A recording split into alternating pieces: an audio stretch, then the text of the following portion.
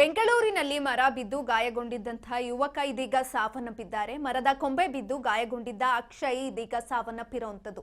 5 ದಿನಗಳ ಹಿಂದೆ ಜೀವನ್ಮರಣ ಹೋರಾಟ ನಡೆಸಿದ್ದ ಅಕ್ಷಯ್ ಬೆಂಗಳೂರಿನ ಜಯನಗರ ಖಾಸಗಿ ಆಸ್ಪತ್ರೆಯಲ್ಲಿ ಇದೀಗ ಸಾವನ್ನಪ್ಪಿದ್ದಾರೆ.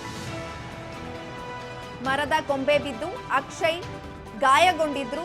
ಅದೇ ರೀತಿಯಾಗಿ ಆಸ್ಪತ್ರೆಗೆ ಕೂಡ ದಾಖಲಿಸಲಾಗಿತ್ತು. 5 ದಿನಗಳ ಹಿಂದೆ ಜೀವನ್ಮರಣ ಹೋರಾಟವನ್ನ ನಡೆಸಿ ಇದೀಗ ಸಾವನ್ನಪ್ಪಿರುವಂಥದ್ದು. ಬೆಂಗಳೂರಿನ ಜಯನಗರದ ಖಾಸಗಿ ಆಸ್ಪತ್ರೆಯಲ್ಲಿ ಅಕ್ಷಯ್ ಸಾವನ್ನಪ್ಪಿದ್ದಾರೆ.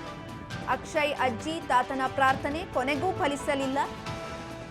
ಬಿಬಿಎಂಪಿ ನಿರ್ಲಕ್ಷ್ಯಕ್ಕೆ ಕೋಪಗೊಂಡಿದ್ದಾರೆ ಇದೀಗ ಕುಟುಂಬಸ್ಥರು.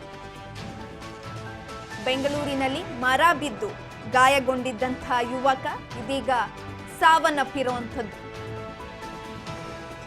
5 ದಿನಗಳ ಹಿಂದೆ ಈ ಒಂದು ಘಟನೆ ನಡೆದಿತ್ತು.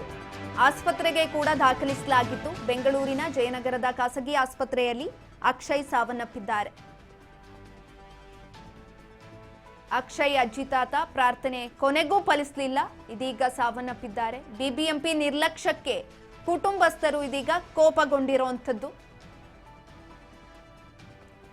ಬ್ಯಾಂಕ್ ಉದ್ಯೋಗಿ ಲಕ್ಷ್ಮೀ ಲಾಗಲಕೋಟಿ ಬೆಂಗಳೂರಿನಲ್ಲಿ ಮರ ಬಿದ್ದು ಗಾಯಗೊಂಡಿದ್ದಂತಹ ಯುವಕ ಸಾವನ್ನಪ್ಪಿರುವಂಥದ್ದು. ಬೈಕ್ನಲ್ಲಿ ಸಂಚಾರ ಮಾಡಬೇಕಾದ್ರೆ ಮರ ಬೀಳುತ್ತೆ ಯುವಕನ ಮೇಲೆ. ಆ ಸಂದರ್ಭದಲ್ಲಿ ತೀವ್ರವಾಗಿ ಗಾಯಗೊಂಡಿದ್ರು ಅಕ್ಷಯ್ ಅವರು. ತದನಂತರ ಅವರನ್ನ ಆಸ್ಪತ್ರೆಗೆ ಕೂಡ ದಾಖಲಿಸಲಾಗಿತ್ತು. ಆ ವೇಳೆ ಚಿಕಿತ್ಸೆಯನ್ನ ಪಡೆದುಕೊಳ್ತಾ ಇದ್ರು. 5 ದಿನಗಳಿಂದ ಚಿಕಿತ್ಸೆಯನ್ನ ಕೊಡಿಸಲಾಗ್ತಾ ಇತ್ತು. ಆದರೆ ಇಂದು ಚಿಕಿತ್ಸೆ ಫಲಿಸದೆ ಸಾವನ್ನಪ್ಪಿದ್ದಾರೆ. ಕುಟುಂಬಸ್ಥರು ಕೂಡ ದೇವರಲ್ಲಿ ಪ್ರಾರ್ಥನೆಯನ್ನ ಮಾಡಿದ್ರು.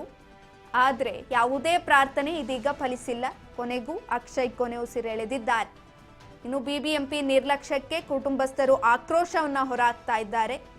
ಈ ರೀತಿಯಾದಂತಹ ಅವಘಡ ಸಂಭವಿಸಿ ಇದೀಗ ನಾವು ನಮ್ಮ ಮನೆಯ ಮಗುವನ್ನ ಕಳೆದುಕೊಂಡಿದ್ದೇವೆ ಅಂತ ಆಕ್ರೋಶವನ್ನ ಹೊರಹಾಕಿರುವಂಥದ್ದು.